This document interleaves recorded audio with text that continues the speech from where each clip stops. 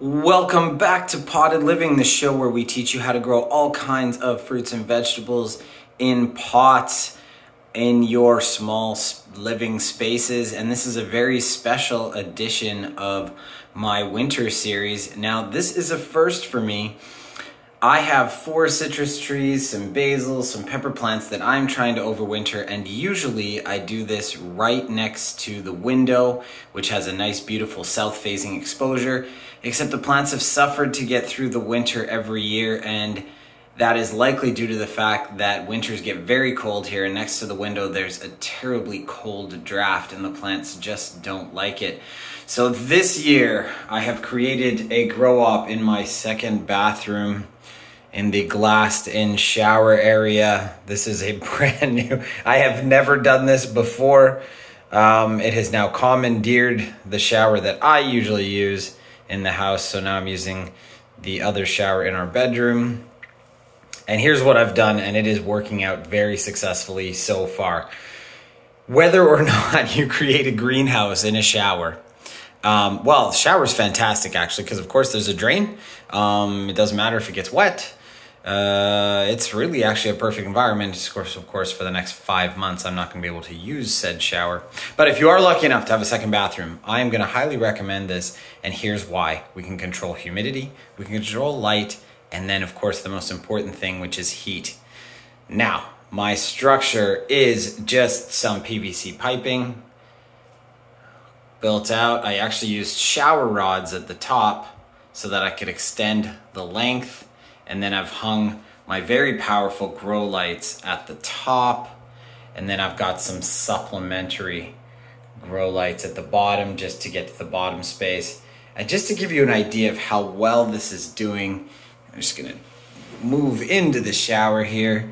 Look, wow, look at all the flowers that are starting on my limequat tree.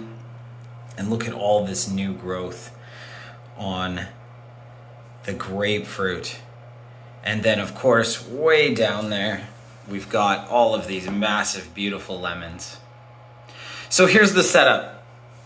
I'm using heat mats at the bottom. I don't know if you can see, there are some heat mats at the bottom just to keep the bottom of the roots warm. And then a series of grow lights. I will be using an automated watering system as well for the winter. Or I might do it by hand, I'm not really sure. And that's it.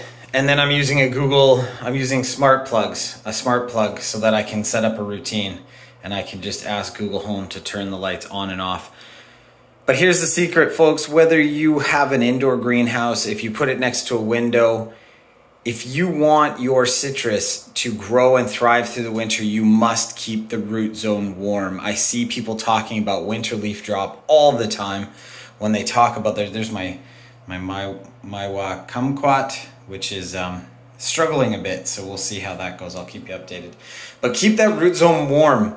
Here's what happens with winter leaf drop. The root zone gets too cold. You've got light blasting the leaves.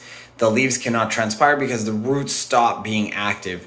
Roots need warm soil to be active. These are tropical trees. They're used to being in warm environments, and in our northern climates, when they sit next to a window and that pot gets really cold, that causes a lot of stress for the tree and it makes for a very miserable winter. So you do not need to create a greenhouse in a shower. This is my experiment for the year. I will keep you updated on the growth.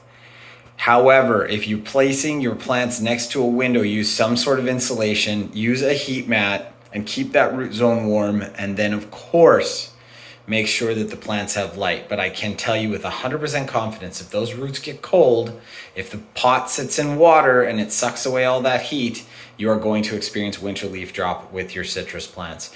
So there you have it. This is a greenhouse in a shower with a Meyer lemon, a grapefruit, a limequat, a maiwa kumquat, basil, and a bird's eye chili.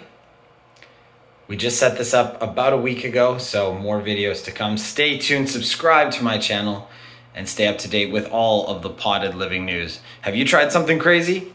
Have you created a greenhouse in some strange environment? Let me know about it. Love to hear about it in the comments.